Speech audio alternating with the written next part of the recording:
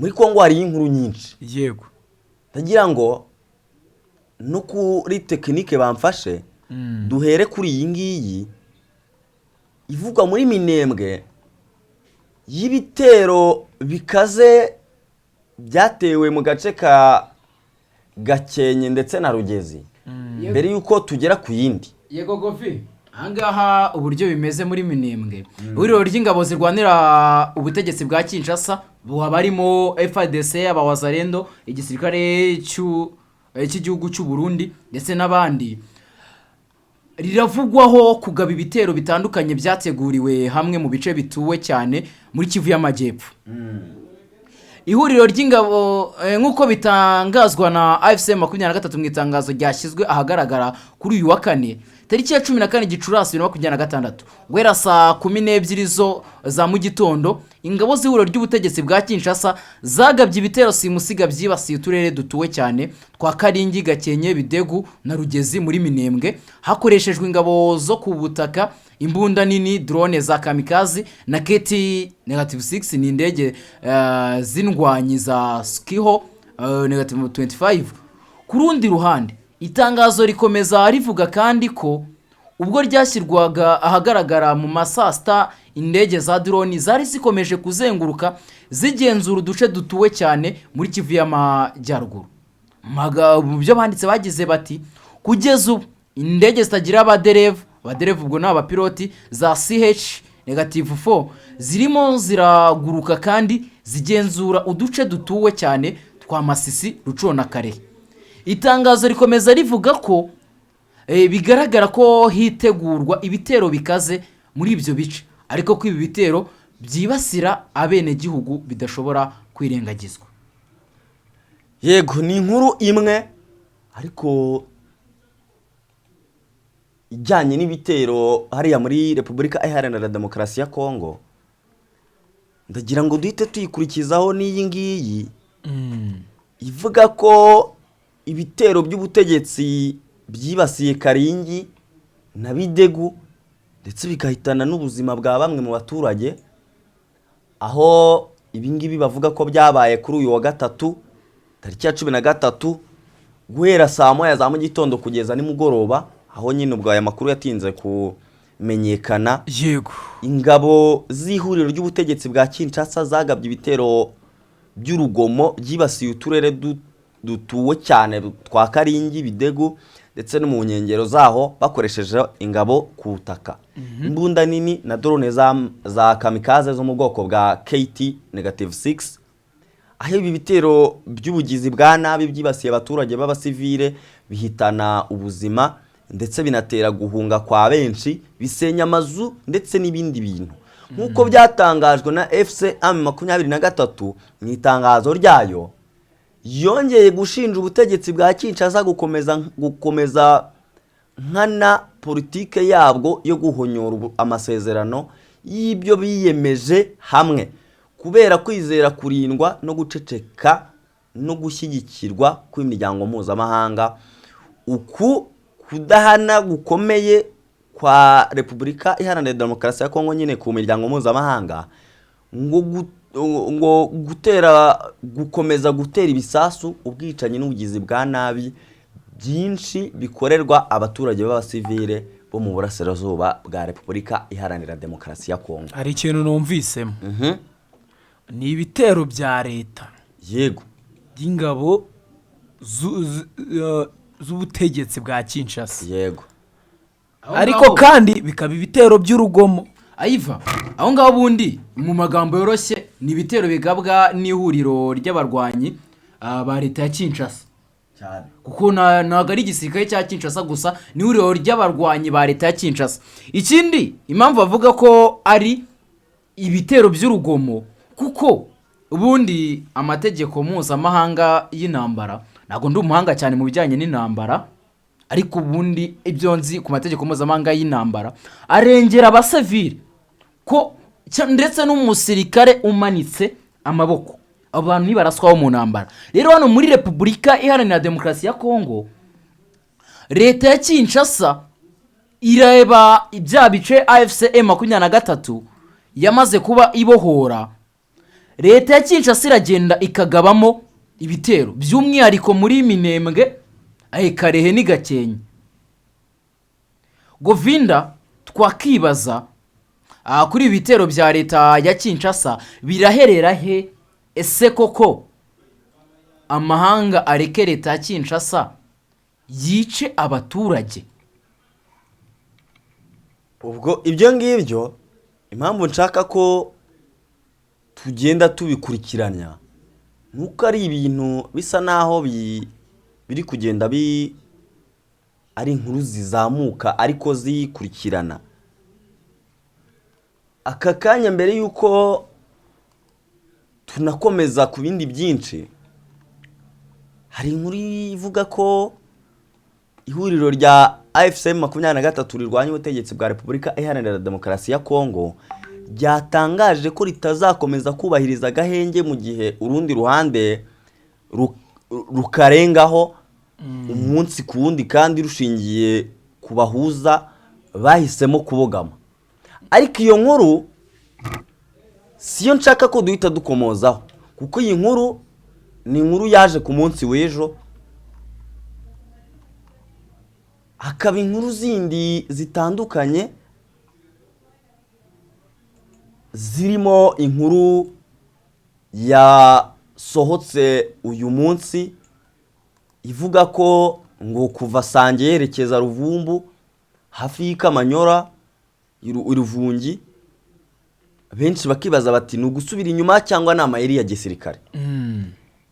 Hari n'iyindi nkuru yanditse ku kinyamakuru bwiza.com aho bavuga ko ngo umwe mu bayobozi inyeshyamba za Wazalendo uzishe umwe mu bayobozi wari washyizweho na FCM 23. Iyo nayo ni yindi nkuru. Nibaza duherehe Govinda, yego wenda tuze no kubijyana rimwe n'aka kanya. Lawrence Kanyuka ashize iminota 6 apostinze kuri X. Yego. Amakuru agezweho guhera saa 2 za mu gitondo zo kuri uyu wa gatano tariki ya 15 Gicurasi 2026, ubutegetsi bwa Kinshasa bwategetse kohereza mu buryo bukomeye kajugujugu z'intambara zifite intwaro ziremereye zivuye i Karemi kugira ngo zifatanye mu bitero biri gukorerwa Minembwe n'inkengero zaho. Izi mbaraga za gisirikare zije zisanga izindi ntwaro zisanzwe zikoreshwa mu bice bituwe cyane bya Minembwe, zirimo drones z'intambara, imbunda ziremereye za artillery ndetse n'indege z'intambara zo mu bwoko bwa Sukhoi 25. Iyi gahunda ya gisirikare ikomeye cyane irushaho kwerekana umugambi mubi kandi w'ubwicanyi ubutegetsi bwa Kinshasa bufite wo gusenya Minembwe no kurimbura abaturage baho. Bwitwaje impamvu zivuga ko bufite ubufasha n'ubwirinzi bwa politike buturuka mu bihugu bimwe byo mu muryango mpuzamahanga. Yego. Uku kumva ko ntacyo bazabazwa guterwa inkunga n'ubufatanyacyaha bwo hanze hamwe no guceceka gutangaje kw'amahanga bikomeje gutera Kinshasa imbaraga zo gukomeza ibikorwa byayo by'ubwicanyi bukorerwa abaturage b'inzirakarengane. AFCM 23 yongeye gushimangira ko yiyemeje byimaze yo kurinda no kurwanirira abaturage b'abasivile ikoresheje uburyo bwose bukenewe. Yego, aho ngaho ngi uburyo ngiye guhuza izi nkuru zingaye Govinda watubwiraga. Ngiye guhera ku y'ibitero.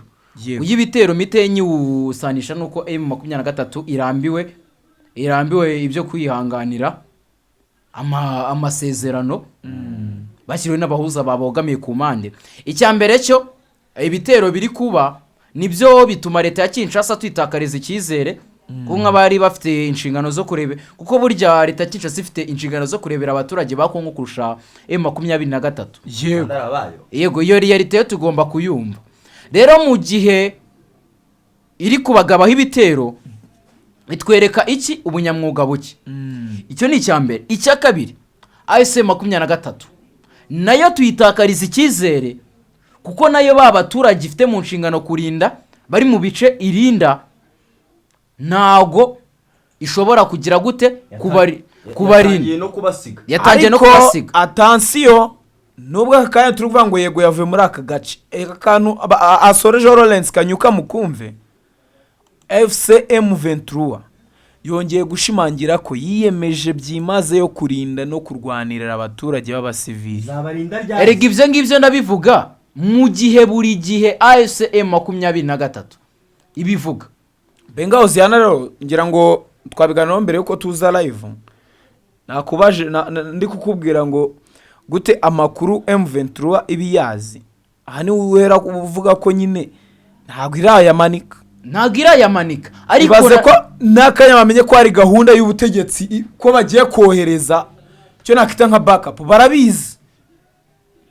Urumva Govinda amakuru yose baba bayafite, none suba abantu baramanitse ko kandi bibera indani mu gisirikare babizi. Ayiva ikibazo ko bayamanitse, oye ko batayamanitse, ko bavuga ko bamanitse amaboko nyine ko batangiye gusubira inyuma. Yego bakaba bavuga ko biyemeje gukomeza kurinda abaturage.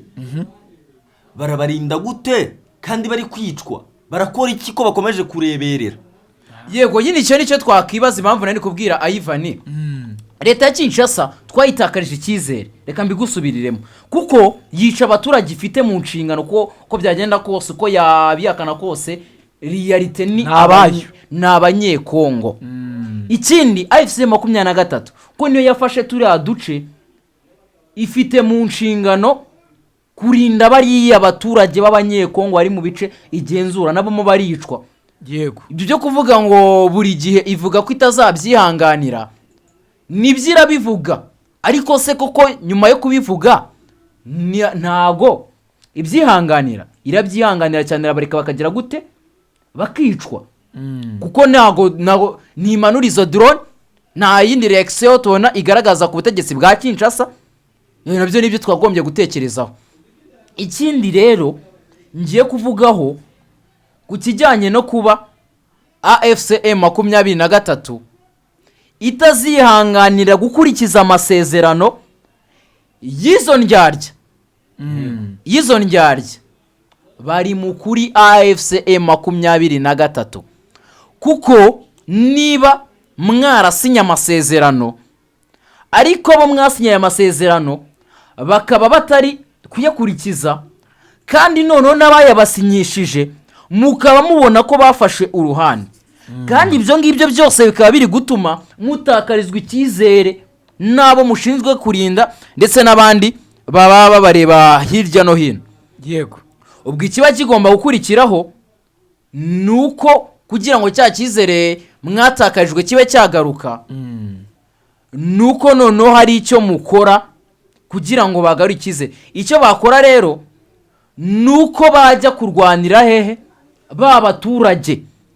Icyo navuga gishoboka kuri ubu ngubu kugira twumve ko AFCM23 itayamanitse, niba isigaye imenya ko leta ya Kinshasa igiye kugaba ibitero, ikareka leta ya Kinshasa ibyo bitero ikabigaba, bikagira ingaruka ku baturage b'abasivile. Kandi tubona ko mu minsi ishize bagabye ibitero ku bayobozi ba M23, ntihagire umusivile n'umwe bigiraho iki, nako ntihagire umusirikare n'umwe wa M23 bigiraho iki, bigiraho ingaruka. Ni ukuvuga ko ubwo bushobozi burahari. Icyo ubwo twababwira nuko baza noneho bafate za nshingano zo kujya kurinda ba bene gihugu babo. Turabizi barabishoboye ko muri 2022 ubwo bazaga barabigaragaje ko bashoboye inzira y'intambara mu gihe inzira y'amahoro itari gushoboka. Nekereza ko bakagombye n'ubundi kongera bakabyerekana, yego bakerekana ko hari ikindi bashoboye mu kurwanirira abenegihugu babo kugira badakomeza kwicwa. Ntekereza ko ibyatangajwe na AFC M23 ko batazihanganira gukurikiza ayo masezerano bashyiriweho yego nabo bafite inyungu zabo muri ibyo bikorwa. Icyo byari bishatse kuvuga rero nuko cyangwa se amarenga bashatse guca, reka mbivuge gutyo, nuko muri Repubulika Iharanira Demokarasi ya Kongo hagiye kongera kuzamuka imirwano iteye ubwoba, kuko niba bavuga ko batagikuzongera gukurikiza amasezerano, ubwo gusubira inyumaho sinekereza ko ari uko ingabo za AFC M23 ziba zatsinzwe. yego Oya, aho nagiye mbikubwira kenshi Govinda nkunda kuyimubwira, ntago ari uko baba batsinze. Umunyarwanda we waciye umugani neza ngo ushaka gusimbuka neza arabanza agasubira inyuma. yego Nekereza ko niyo mpamvu ya mbere ituma basubira inyuma atagira ubihuza no kuba baratsinzwe. Ahubwo icyo twakurikizaho, kuki ubwo mutinda uko ko mwasubiye inyuma, kuki mutinda kugaruka ngo mucunge umutekano w'abanyekongo, muvuge ko muri gushakira ubutabera? Nicyo kintu twakagombye kwibaza, uko niko numva ibyo nabihuza. yego niko yiva. yego inkuru ngo yuko umusirikari cyangwa umwe mu bantu baheruka kwemezwa na M23 mu bayobozi bashyashya yuko ngo yamaze kwicwa yiteye ite. umuyobozi mushya w'umudugudu wa Kateku mu gace ka Iremya muri teritwari ya Warikale wa gatatu itariki ya 13 Gicurasi yishwe na Wazalendo nyuma y'amasaha 48 gusa ashyizweho n'inyeshyamba za AFC M23. Wahohotewe yiciwe imbere y'umuryango we. Amakuru agera kuri Actualité CD avuga ko aba Wazalendo bamukubise amasasu mbere yo kuburira mu bihuru bikikije aho hantu. Impamvu y'ubwo bwicanyi ntiramenyekana neza. Icyakora bamwe mu babikurikiraniraga hafi muri ako gace bavuga ko amakimbirane ashingiye ku buyobozi yaba ari inyuma y'ubwo bwicanyi. Umurambo wa nyakwigendera washyinguwe kuri uyu wa kane ushize mu mwuka utari mwiza mu mudugudu. N'ubwa mbere hari habaye ibintu nk'ibi muri Gurupoma ya Ikobo kuva yigarurirwa n'inyeshyamba za AFC M23 yashyizeho abayobozi b'ibice bitandukanye ahantu. No kuvuga ngo AFC M23 yashyizeho ibice nyine, yabise abayobozi muri ibi bice byose ahantu nyine agiye ifata. Yego uwo nguwo wishwe no muri Gurupoma ya Ikobo ko amagurupoma menshi mu gace ka Iremya. Ni nkuko tuvuga ngo akagari wenda akagari ka Mumena, yego umudugudu wa Rabanani. Ubwo nimba uko bimeze, ni nkuko ari uko tubivuga nawe nuko nguko biba bimeze. Gurupoma ni nk'umudugudu.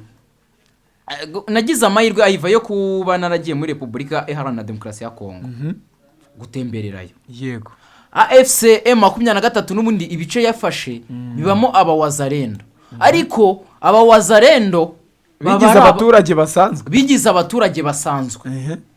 Rero uburyo bigenda n'ubundi ni muri rwa Rwanda nyine, iyo babonye icyuho baraza bagakora ibikorwa by'urugomo, bagahita basubira mu bwihisho, bagahita bongera bakambika isura y'abaturage, bakongera bakagaruka bakaba abaturage. Ibi bishatse kuvuga ko AFC M23 ikeneye gukora icyo twakita nk'umukwabo hariya muri Repubulika Iharanira Demokarasi ya Kongo cyane pe. Ibyo ni icyambere bagomba gukora. Ikindi, kuba umuyobozi yakicwa n'ubundi ahantu hari mu ntambara, kuyoborera mu mwuka mwiza biragoye. Ibyo tugomba kubyakira. Kuba yishwe nekeza ko ntago bigomba guca intege n'abandi bayobozi bo mu mutwe wa AFC M23. Gusa AFC M23 ikeneye amavugurura ndetse na Bigaragaze strategy reaction. na strategy nshya zo kurinda umutekano mu bice yafashe. Gusa nanone inzira y'intambara ntago ariyo yagombaga kugarura umutekano hariya muri Repubulika Iharanira Demokarasi ya Kongo. Gusa nk'uko bakomeza kugenda babigaragaza, leta y'i Kinshasa niyo nzira bamaze kuba bahitamo yuko umutekano yego bagugomba nyine kugenda gutyo, ugomba kuboneka hakurikijwe inzira y'intambara. Ikeza ko FC23 niyo mpamvu igomba nayo kuyoboka y'intambara, ariko nanone uko nibyo mbona bishoboka, nubwo burya intambara ntago izana n'amahoro ahubwo irasenya. Ibyo tugomba kubyitaho. Gusa mu gihe leta ya Kinshasa ikomeje kwica abaturage, ariko bikagaragara ko M23 ibareberera kandi ifite mu nshingano kuba yariyo yagombye kuba nyine kurebera abo baturage bari kwicwa. Mbona niyo mpamvu ngewe simbona intambara izana amahoro, ariko mbona hano muri Repubulika ya Demokarasi ya Kongo bikwiye kugira FC23 yongere kwibutsa abantu kwihari, kandi ko nk'uko ibivuga igomba kurinda abaturage bayo kugira hatagira iki cyangiza umutekano wabo. Ndetse nariya kubona muri Warikare ndetse na muri Tetwari ya Masisi hariya mu bice bya za Gakenke na za Karehe birakabije pe. Nikeza ko nibyo uyu muyobozi w'iyi groupement yagiye, ariko FC23 ireba ikikora kugira atazagira n'undi ushobora kuba yagira. Vanimwe ishimwe market, ariko ibyo muri Kongo bizagenda gute buriya? Muri Kongo mbona bashobora kuzisanga babayeho nk'ibindi bihugu nka za Sudani. Mbona ariko bishobora kuzagenda nyine tukakira ko ari igihugu gihora mu ntambara, cyangwa za Haiti. Ikindi dushobora kwisanga muri Kongo bishobora kuzarangira habonetse nkuko tubona Sudani na Sudani y'Epfo, tukabona nkuko tubona Sudani ebyiri. Dushobora kuzisanga muri Repubulika ya Demokarasi ya Kongo ariko bigenze. Ubona ni na leta y'i Kinshasa ifata abaturage bo muri ibyo bice mu buryo buri butandukanye. Kurika ko no muri Sudani harimo abarabu ndetse n'abirabura. Yego. Naho mbona ariko none hano naho harimo abakoresha ururimi rw'ikinyarwanda ndetse n'abakongomani bakoresha izindi ndimi. N'abakongomani basanzwe b'ubwo. Oya bose n'abakongomani. N'abakoresha ururimi rw'ikinyarwanda n'abakongomani. Erega basanzwe nabo bakoresha indimi nyinshi zitandukanye.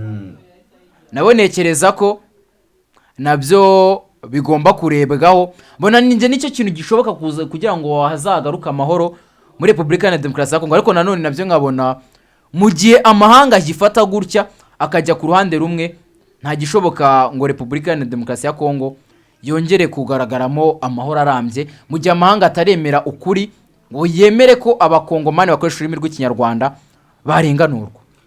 Yego, ubwo ni gutyo gahunda zimeze hariya muri Repubulika Iharanira Demokarasi ya Kongo. Tuzakomeza kugenda dubakurikira.